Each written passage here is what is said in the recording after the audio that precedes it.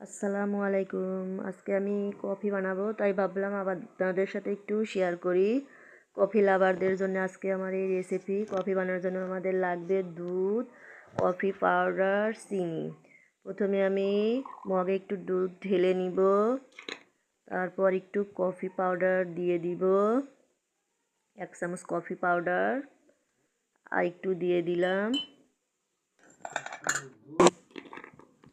এখন হ্যান্ড উইক্সের সাহায্যে কফিটা একটু মিক্স করে নিব, কফিটা যাতে ভালোভাবে মিশে যায় দুধের সঙ্গে। 1 চামচ চিনিও দিয়ে দিয়েছি,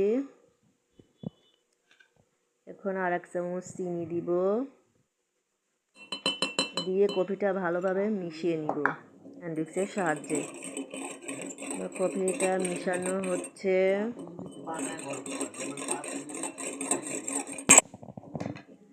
এখন কফি মেশানো হয়ে গেছে। এখন আমি গরম দুধটা মগের মধ্যে ঢেলে নিব, নিয়ে হ্যান্ড উইক্সের সাহায্যে এভাবে মিশিয়ে নিব। আমার মেশানো হয়ে গেছে, কফি রেডি। গরম গরম কফি লাভারদের জন্য।